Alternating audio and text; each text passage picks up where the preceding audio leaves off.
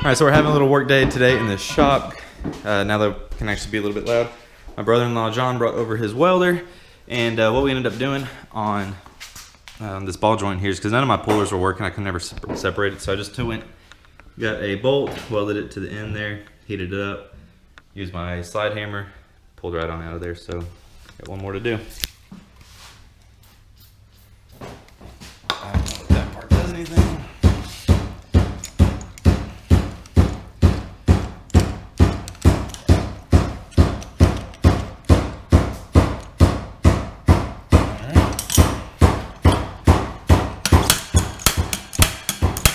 As you saw there, it didn't pull out too well, so we had to re-weld the tack right there, just to heat it up. As soon as we heated it up, it pulled right on out too after that. So ball joints are done now, just gotta get the new ones in. So after heating up the outer side and freezing up the ball joint, they just pressed in there with one of the sockets I had, and then you just throw on the plate, put in your bolts, and then I already got all the bushings pressed into the A-arms, so that's all about ready to go back on.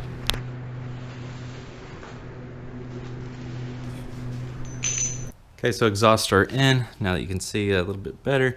We might add a turn down later and everything, but at least they're all bolted in.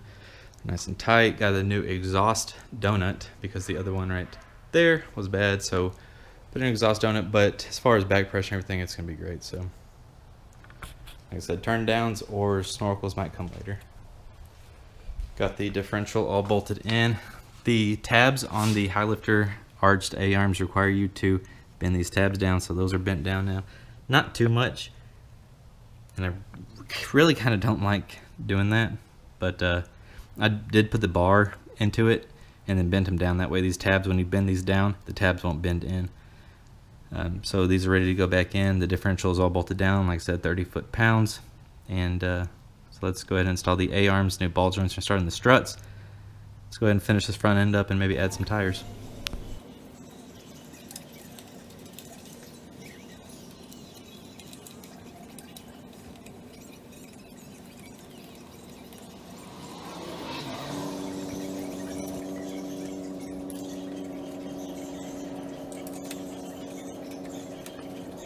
So I just quickly anti-seized the axles, threw those in on both sides. Now we're ready to put in these struts.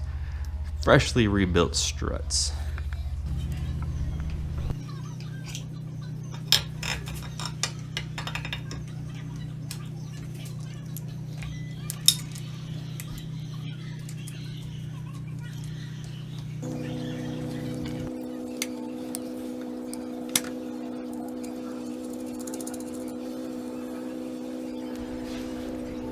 And just because we wanted to get this done quick, put on the back housing, of course siliconed up behind each one of these little buttons in the groove of the seal there. Took out the rubber seal, silicone inside the rubber seal, silicone on the back of the lip right here, just bolted that all in. And now, what you doing? Just a little excess. Just a little extra. We got the OMC gaskets, of course, on this one too.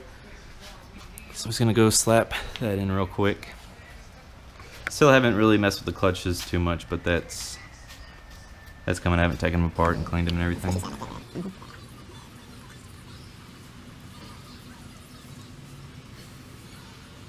Stretch it too much, you want some extra.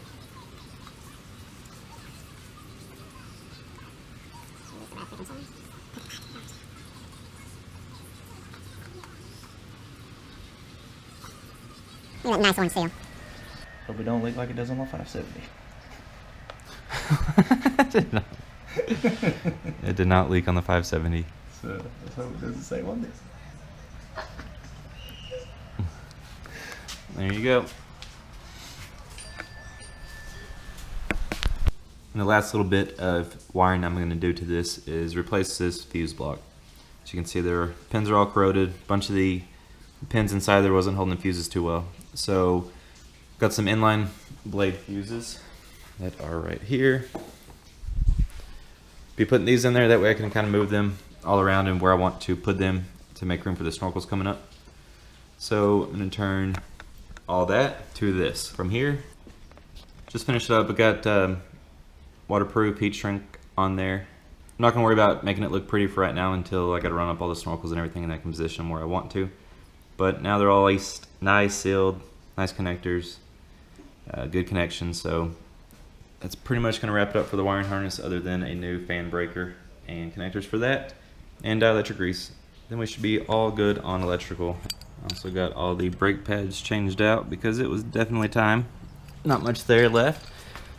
Rears, fronts now all done. Got the bolts back there, tie rods tight, cotter pins tight. The only thing that we kind of didn't really think about when I went to go install these was that the axles did not have any castle nuts on there. So we got those ordered and coming. You saw water pumps all done, exhaust is done, wiring's done other than just cleaning it up. So now we can actually probably start getting the snorkel installed. Also got all the brake pads changed out because it was definitely time. Not much there left. Rears, fronts now all done. Got the bolts back there, tie rods tight, cotter pins tight. The only thing that we kind of didn't really think about when I went to go install these was that the axles did not have any castle nuts on there. So we got those ordered and coming.